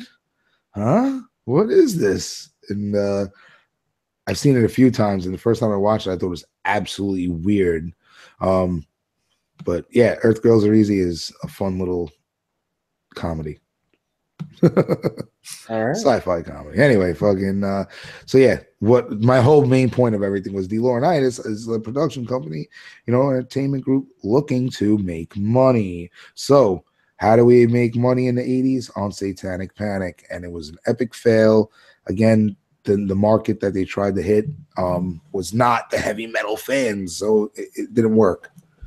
All right. Well, on to the next film, Trick or Treat. Trick Arg. Arg. All right, Jimmy. Ready for a little plot synopsis? Oh my goodness. I don't know. Probably, yeah. So we do know that it was released in 2007, starring Anna Paquin. It's about 5 interwoven stories that occur on Halloween. An everyday high school principal has a secret life as a serial killer. A college virgin might have just met the guy for her. A group of teenagers pull a mean prank. A woman who loathes the night has to contend with her holiday-obsessed husband. And a mean old man meets his match with a demonic, supernatural trick-or-treater, a.k.a. Sam. Nice. So this was written and directed by Michael Dougherty. And this was based off of an animated short he did in 96, I believe. In that one, it was called Season's Greetings, right? It was the very first thing he ever did. I think it might have been out of grad school, college, whatever. But it's the first depiction of Sam that we get. And for those of you who do not know who Sam is, well, he's one of the most freshest horror icons of the new millennium. Yes. So, real quick, just Mike Dougherty also did Krampus, written and directed by him, and also in the same vein as this, horror comedy. Actually, this is a little less comedy than Krampus, but then two things coming. Dougherty will be writing and directing Godzilla, King of the Monsters. Oh my! Talk about the Donnie creaming jeans. So, also announced but not official, Trick or Treat 2, 2019. Yes. So we'll see what happens. But some notable names in his film: Anna Paquin, like I said, she was from True Blood. Brian Cox, great actor, but a lot of people might know him from Super Troopers. Jim said Cox. But he's in a lot of great movies. Dylan Baker, you would know him to definitely see him. He's one of those, you know his face when you see him, guys. Yeah, he's been in Spider-Man 2, Trick or Treat, Spider-Man 3, blah, blah, blah. The original series of Spider-Man with Tobey Maguire, he played the Lizard, I believe. Well, he played the Professor Connors, I guess you would say. Yeah. You also get Brett Kelly, who was the chubby kid from Bad Santa. Bad Santa 1 and 2, yeah. Bad Santa 2? Bad Santa 2. Yes, it's on Netflix right now. No way. Yes, it is. Stars him, the original cast, as well as Kathy Bates. Oh wow, I gotta watch that. Also has Leslie Bibb, who is a character that you would probably know to see. She's been in a ton of things. Yeah, and that's pretty much all the notable characters, I guess. Yeah. All right. So let's I guess go individually here, maybe by each story. Let's talk about the wraparound real quick. So the film opens up. Reach The around? reach around. Always good. Give him the old reach around, eh? So spit on it. No, I was just thinking of Full Metal Jacket, the fucking boot camp scene. You look like the kind of piece of shit that fucking man there. It's not even got the common courtesy of a reach around. So in this one, you get 4 main stories and the wraparound story, right? So the way it opens is we meet this couple and they're discussing taking down the decorations, and the husband says, "No, tradition, it's against the tradition before midnight to take it down," and she just doesn't give a shit basically, and starts taking it down while the husband's inside, and then we meet little Sam, right? Well, quickly we find out that she gets whacked, right? And underneath the sheet, she's up like a scarecrow, ghost propped up. There's other ones in the yard. Husband comes out, sees mutilated body parts hanging like, whoa, those look realistic. Little does he know, boom, finds his wife or significant other underneath the sheet, and bam, trick or treat begins, right? It's really sets the tone of this film, that part. I think that was great. It wasn't exactly straight comedy, but it was very playful, right? It's very playful. Yeah, at that point we get, the husband goes in the house and he's trying to get laid. He puts on a porno and, just came back from a party. It's you think something happy's going to happen, then obviously something bad happens. Yep. And one thing about this film is that they're not afraid to go there. They're not afraid to go there, as we find out in the next scene, in the next short. So throughout the film, like, we see characters and it's kind of hard to like get the exact chronology down packed, but after that scene, it flashes back to later in that day, right? Earlier in the day, sorry. Earlier in the night, yeah. But you also see, I think, every character from the other they all ones, intersect right? at some point. Yes. They're all there in a way. Yeah. Then the 4 segments, we have the principal, we have the school bus massacre revisited, we have surprise party, and meet Sam. These are the official names of the segments. All right. Let's talk about the principal. Please. Good character. I like. There's a lot of. I guess you would say.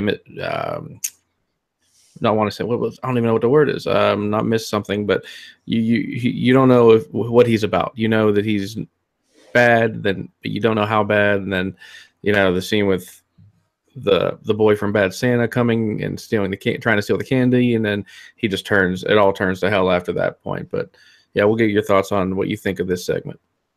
Yeah, I mean, this segment opens up and it's like, oh, hi, it's your principal getting candy. Okay. And basically he's, talking to him a little sternly, like almost like a principal would, correct a child doing wrong because the kid takes everything. So he's eating his candy, and next thing you know, the kid starts coughing, and boom, projectile blood. All right. So he poisoned it and basically drags the carcass out in through the house to the yard and buries the body. Right. So while he's dumping the body, next thing you know, his son is popping out the window like, Dad, I'm home. It's just, yeah. He was great. So innocent. Oh yeah. Oh yeah. I was thinking, I was like, where's the mother here? And we come to find things out.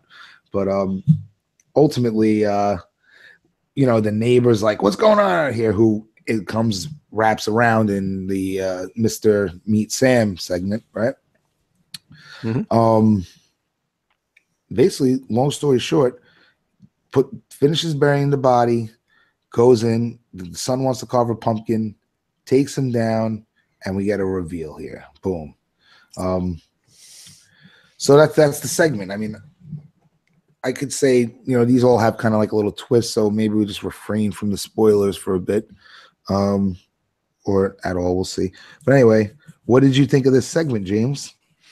I loved it. I loved the whole interaction between the dad and the kid. When he's standing like in the hole he dug and he's trying to talk to the kid and the neighbor and he's stomping out one of the kids that's in the hole.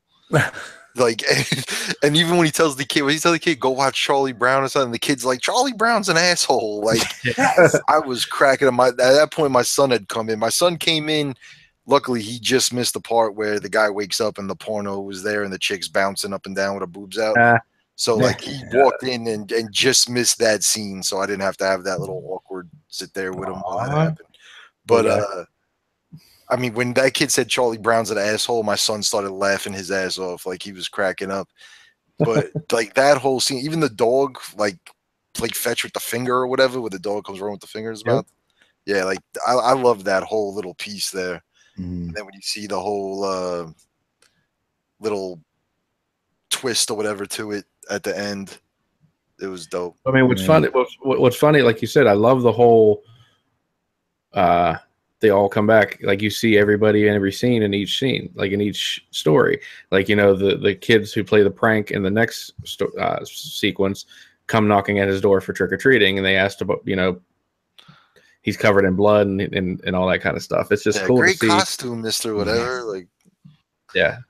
So yeah, it's just cool as shit to see how they all intersect, and they all like this. Seeing the first couple that we talked about walk past. It's a real quick glimpse, but during the parade sequence, they walk past the girls who are getting their costume. Like it's just funny to see all that shit. I just love how it all intersects and intertwines the story together. It's interesting how adults are depicted throughout this film, especially like the parade, right? They're all just nonchalant, like nobody gives a shit about anything. The kids ring the bell at that house and they're having like a little Halloween sex party thing going on. I think that was so-and-so dressed up as something butt fucking so-and-so.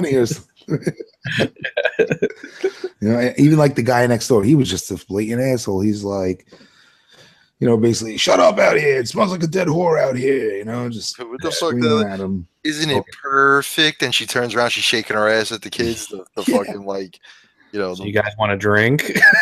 The fucking soccer mom who's whacked on Halloween in a cat costume. Even from the first scene, that husband and wife, she's just like, fuck Halloween, fuck that tradition, I'm taking it down. And tradition is a big part of this film, right? Especially that scene with the boy and the serial killer principal. He talks to him about tradition and how nobody holds traditions anymore. It's like traditions were started to protect us, but nowadays no one really cares, right? And one main one is always check your candy, and then blah. Yep.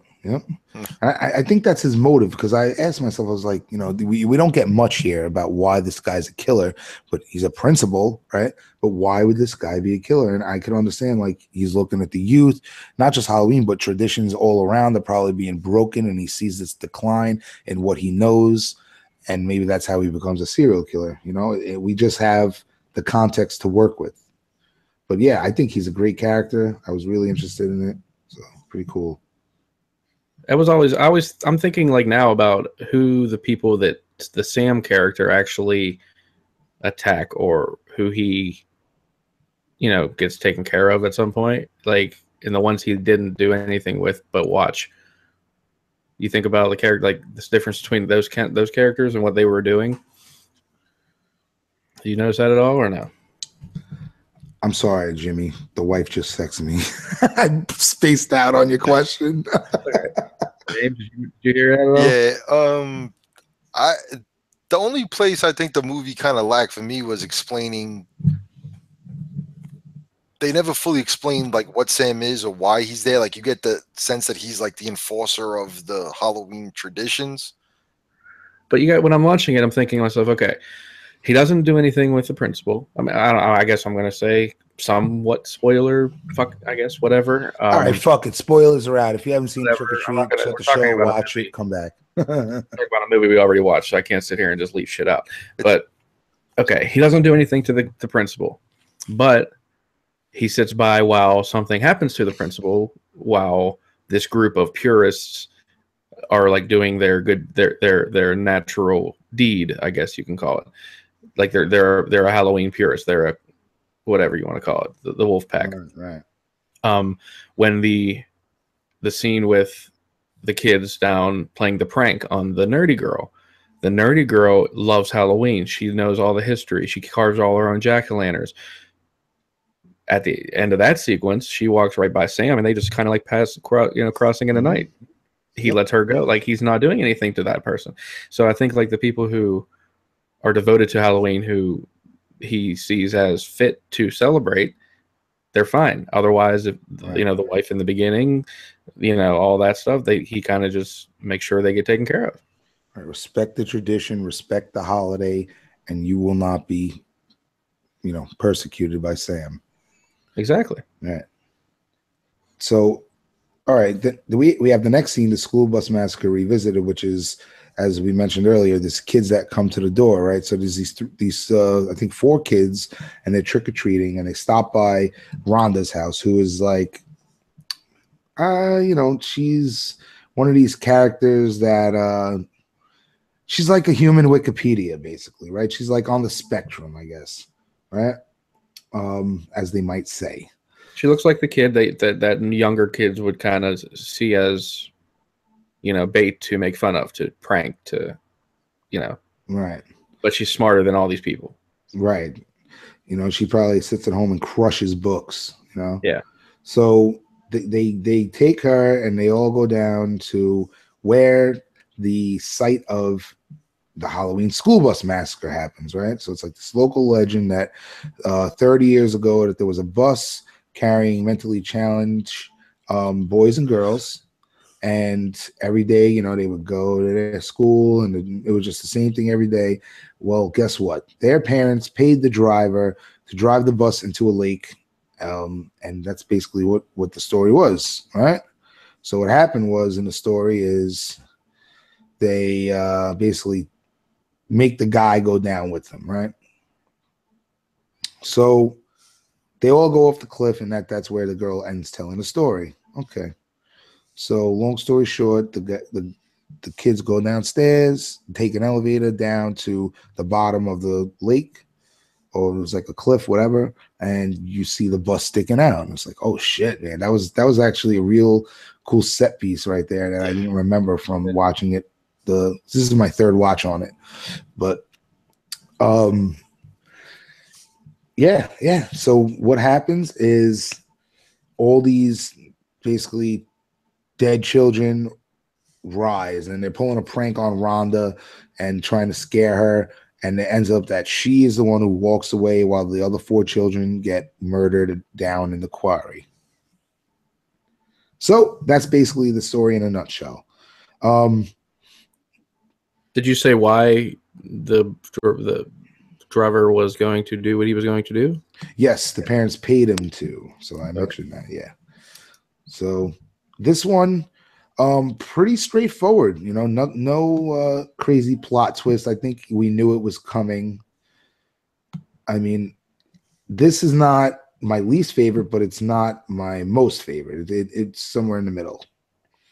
Yeah, they were taking the girl down to basically prank her, and they were trying to pretend like they were getting murdered, and then, the joke turns around onto them when the actual ghosts of the kids come back, and but then whenever they try to get up into the elevator, the nerdy girl who the joke was supposed to be on says, "Fuck you, bye-bye."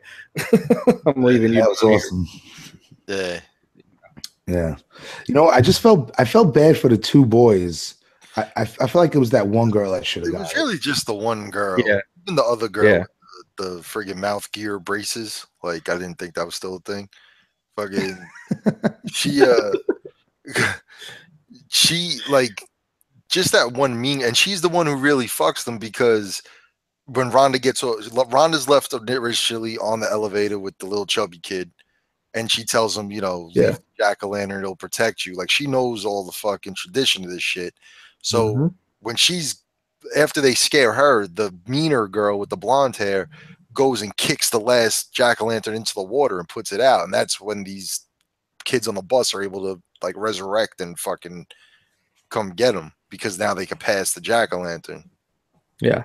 Was the way I said. Right. So yeah, definitely. Yeah, and then Sam pops up and like when you see him at the other stories he's not directly in, you kind of get like that he's liking what's going on. But I felt like it was like a nod to Rhonda, like, all right, we're buddies, like we're fucking cool. Right. I like that tip of the hat. Good job. Like, good job, kid, But I felt, to me, that this sequence of the movie was where they could have maybe had somebody explain the history of Sam and like why this fucking little guy is there, what the fuck he is, you know what I mean? Yeah. I was thinking that the whole time. Like, we don't get a definitive idea. We could just assume that he is a demon of some sort that enforces Halloween. I mean, that's the best we got, right? Yeah. He's definitely a watcher of Halloween. He's a overseer of everything. He's made of basically pumpkin. It's kind of like he is Halloween. He's made of pumpkin. Yeah. I didn't check it out, but there's the source material, Season's Greetings, right? That was done in 96, right? So this was, he's obviously had this idea for a while, right? And it's on the DVD, which I don't have, but I'd like to check it out. Then there's comic books, right? Yeah. So in 2015, it was released Trick or Treat Days of the Dead, which was, another anthology, but it's in the comic book, right? So, maybe they go into it a little more. I'm not sure. But, or maybe they will in the sequel. We'll find out. But ultimately, a short and sweet scene right here, which segues into the next one, Surprise Party, right? So Surprise Party, we meet Anna Paquin, right, who is a young, self-conscious virgin, and her friends are urging her to lose her virginity. They have to get costumes, get ready for their tradition, right? So basically, we meet. They separate, right? She's looking for a man, and she separates from her friends. So she eventually meets this man character who happens to be a vampire, right? Bites her neck, and little do we know that this man, I can't remember exactly how he gets back to the forest. He follows her there. Is that how it happens? He follows her to the forest? She's walking to their meeting, her and her sister's meeting, party in the woods. He stops her, looks in her eyes, says, "What big eyes you have," and blah, blah, blah, and then he goes to bite her. She screams, cut to her sisters. Then, that's when the body falls out of the tree. Yes. So, which is him. Yeah. We get this whole Little Red Riding Hood motive going on here, right? For good reason. Yeah. So, long story short, that's what I keep saying. These things are short. They're not long stories, Joey. But basically, they're partying in the woods. Her friends with the guys that they picked up, and long story, Fangul. Next thing you know, the body falls out of the tree. They're surrounded by carcasses. They look at this body. They think it's Anna Paquin, but it's not. It's the vampire who is not a vampire and turns out to be the principal. Yes, it's Principal Wilkins. And he's like, "What are you people?" And they turn, and we get werewolf action, right?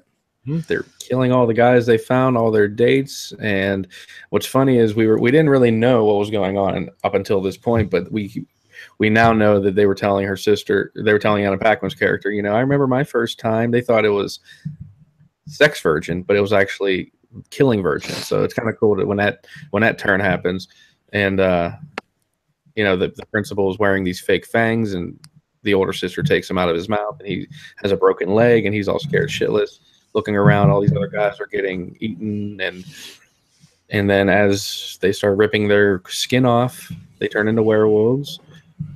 And we look over, and you see Sam sitting on a tree branch, just watching it all happen. Yep, enjoying the scene, entertainment. Yeah,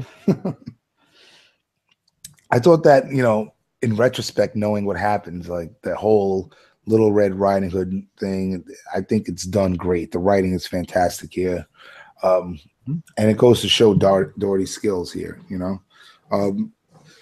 Also, Krampus. The first time I watched it, I was like, it was all right. Second time I watched it, I was like, damn, you know what? That was really good. So it seems like the more you watch his films, they grow on you. So we'll see what happens with his latest that will drop in 2 years, year and a half, whatever. So Surprise Party, like I said, ends with the whole werewolf stuff going on, right? Pretty brutal. You get some great gore in this movie.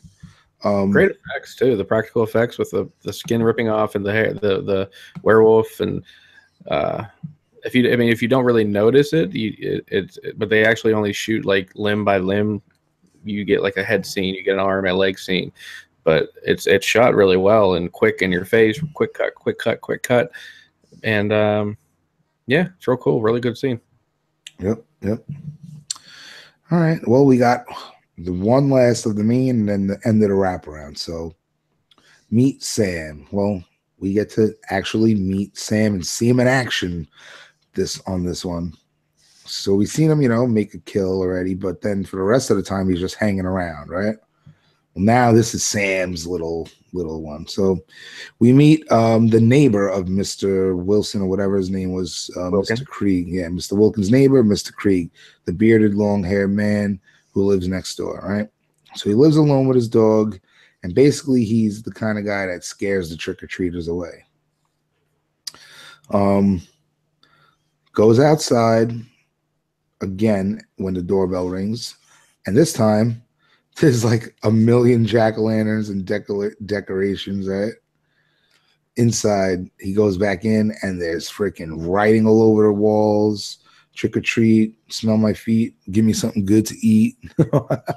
Whatever was on the wall, right? And after the dog chases something upstairs, and he goes upstairs and sees all this shit. So yeah. Yes. Eventually, the battle ensues between Krieg and Sam, right? So, well, I was about to say it again. Jim, you continue the story. Oh god. Oh my goodness. Well, basically what this is, we do meet Sam, and he starts attacking Mr. Krieg. We do see, it's basically a hand-to-hand battle. We see Sam's character is basically wearing a knapsack or a sack over his head. After cutting Mr. Krieg's ankles, Achilles, whatever you want to call him, he does rip the mask off, and we do see the exposed face, which is a demonic eyes in the mouth of a pumpkin jack-o'-lantern type thing. Yeah, pretty cool. Yeah, it's actually a really good outfit and really good mask, and yeah, it's another good part of practical effects in this movie. I guess we can just jump to he shoots him with a gun, and you think it's all over. He shoots his hand off. And you're like, okay, that's a good movie, good over, whatever. But and then the hand starts coming to life, and he can go back and attach his own hand back to himself. And I guess I don't know anything else in that scene, or what? I mean, he the chocolate bar, right? He gets that chocolate bar, yeah, and basically leaves. It's like almost like he goes to stab him with his trademark lollipop, and then he basically cuts into a candy bar, picks it up off his lollipop, and walks out the door. So it's kind of like an anticlimactic thing, you would think. Yeah. Until we catch a photo burning in the fireplace to reveal that he was the school bus driver from the massacre. Boom, boom, boom. Which I thought was great. I did not see that one coming. So, yeah, great scene here. The battle was awesome. That shotgun pumpkin blast was awesome. The way Sam looks underneath the sack is awesome. This might have been my favorite one. It was good. Plus, you get the throwback to the Wilkins scene when he was burying the body. You get to see him yelling over the window and all that kind of stuff during the fight. So it all comes back, and it's really cool. The major tackle, right? Yeah, right through the at the window. He's like, boom. So then we get the I guess the epilogue here, right? So you have a bruised and battered Krieg who answers the door to trick-or-treaters. He sees Sam, right, going to the couple from the first wraparound, right? You see Rhonda, who almost gets hit by a car, and who's in the car? The werewolf chicks, right? So everybody's around, and he's actually being nice at this point. He actually hands candy out instead of scaring the kids. Yes. And then you want to tell him? Doorbell rings again. He opens the door, and it is the ghosts of the children he killed on the bus. Woohoo! Yes. And you get the comic book killing, I guess, which is really cool. The way they do that, they throw back the comic book type stuff. So yeah, it also probably saved them a lot of money than trying to create that scene. You have to hear him screaming, and then you see, ink and cartoon. So, yep. James, thoughts? Yeah, man. There's the whole, Meet Sam thing, whatever the fuck it was called. I loved everything. There's the part when he first shoots the shotgun. Doesn't he end up shooting the jack-o'-lantern out, and then like the room goes dark and Sam disappears? Yeah, the room goes dark. I don't remember if the jack-o'-lantern goes out. I forget if he shoots it at that point or what he does to make it go out. But when Sam's about to rush him, and then that happens, and then Sam's just gone. Yeah, and up in the bedroom, the original up in the bedroom. Yeah, I mean that whole fight between the two of them, and I loved that tackle like Joey mentioned when he's trying to yell out the window to help him. The fucking the razor inside the candy bar, like the box cutter inside the candy bar was fucking awesome. Sam with the mask on, like his real face, like all of it, every aspect of that thing I loved. The lollipop becoming a weapon in general because he's able to take a bite out of it, that whole fucking thing. And it's just something as simple as like kids' pajamas and a burlap sack with button eyes sewn on it that make him look cool. You know what I mean? Like it was cool, but the glass broken and then the fucking being all in the guy's palms and shit, and he can't grab the shotgun right anymore and stuff. That whole shit was dope. And then like you guys said, that the wraparound at the end when everybody's intersecting, the girls in the car, Rhonda crossing the street, all that shit was just awesome. Sweet. Yeah, as a whole, I think that this was fantastic. I really do. It's every time I watch it, it grows on me more and more. Traditional yearly viewing, I'd say so. One sad thing we didn't mention was when we get a picture or a scene of the principal's son dressed as the principal handing out candy on the porch. Yes. That was very kind of sad because we know what happened to the dad, but he doesn't. He was just sitting there waiting for his dad to come home. Yep. Nah. But he's wearing his bloody shirt that had after they basically carved the kid's head, but it's gruesome but sad at the same time. But yeah, I don't know. So now this kid has no parents. It's pretty fucking shitty. Yep. Start thinking about that. Yeah, it is pretty sad. I think I'm just so into this for like a fun Halloween horror movie, like I'm not even trying to think that hard. You're joeying it, dude. Sorry, the color of the blood kind of showed, the thick throwback to the substance 1960s. that they use for the blood made it feel really. No. This novel from the 1800s said, if the shade of red appears in your movie. All right, boys, let's rate this. I'm going with 4.5 out of 5 zombie heads. And James mentioned the one flaw with the movie that I have, and it's more origins for Sam. If they gave a touch of origin, boom, 5 out of 5. But because we're missing that one little nook, which is very important for this character, I believe, maybe not very important. This character works without it, but it just would add that perfection to it. 4 out of 5 zombie heads. James?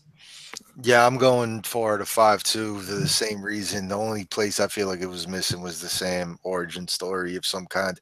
They didn't have to get crazy with it. Like I said, they could have, when Rhonda was telling her little fucking history thing about Halloween when they were walking to the bus thing, she could have just mentioned something about it quick, just a quick little thing. They didn't have to have like a big flashback or nothing, but yeah, that's the only place I and like you were saying, they got the cartoon short or whatever in comics, but it's like, why the fuck do I gotta go look for all this other shit to find this out? Just put it in the fucking movie. That's like something I noticed. I mean, this movie's 10 years old now, whatever the fuck it is, but a lot of some of these newer movies have like all these weird, like you gotta go online. Oh, well, there's on the movie's official website, it explains this or that. Like, explain it in the fucking movie. Why do I have to go and research shit? Like, can't I just watch a fucking movie and know what's going on instead of having to go and search things out? It was something in Alien Covenant or some shit like that. There was some crap that went on, I think, or was it one of those fucking Alien movies? Well, that whole franchise and knowing who the people are, what the substance is, right? That kind of stuff. Yeah, like that kind of shit with the gardener and all that crap. Like, right. Just fucking explain it in the movie. Why do I have to go research the shit like I'm doing a goddamn thesis or something? Just that's right. Homework, motherfucker. Watch the fucking movie and explain it. If I have to go, watch something to understand what your movie's about, I don't think you made it too good. But other than that, this movie is fucking phenomenal. I love it. Yeah. And, Jim mentioned earlier, we could allude that he's the watcher, right? I mean, it's not outright said, but, or maybe it is and we missed it. I don't know. But ultimately, yeah, we could assume that that's what he is because we see who he lets live. We see who he lets die and all the craziness that's ensued here. So last rating, Jimmy. 4.5 out of 5 zombie heads.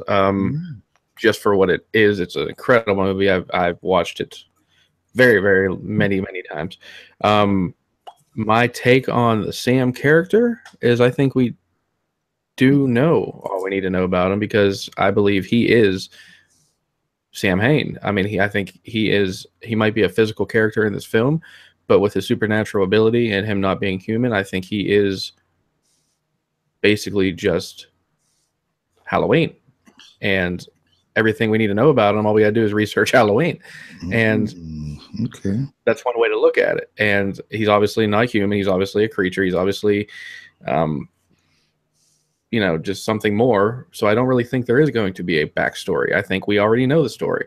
And the fact that he does let certain people live and certain people die, those are the people who he deems worthy of the true meaning of Halloween and what they're doing, and they're doing it right. And I think he basically is Sam Hain.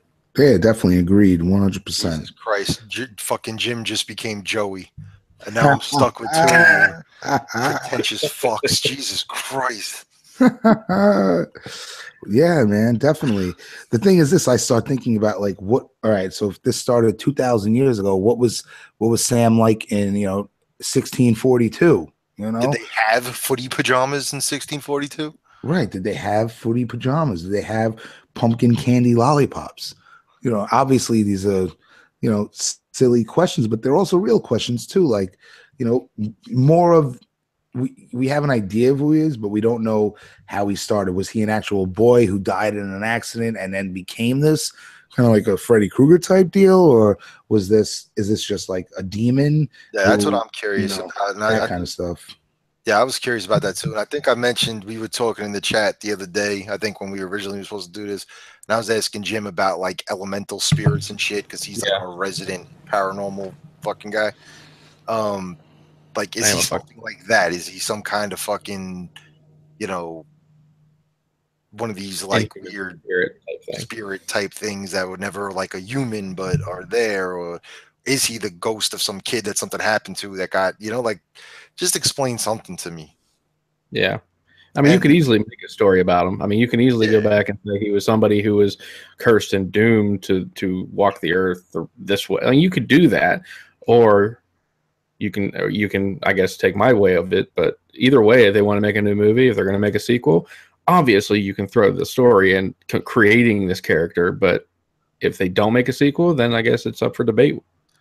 yeah, and I hope they do make the sequel, but I'm curious as if any of the characters from this will come back around in the sequel, like the werewolf girls and shit, because this came out before True Blood popped off, and True Blood was huge. So if this was made a year or two later, Anna Paquin probably would have had a much bigger fucking part of this movie than she ended up being in, with all Right, of right. that came from True Blood, And her no longer being the virgin, I think her character coming back in being kind of like the lead of the werewolf coven or whatever werewolf pack would be a good character development.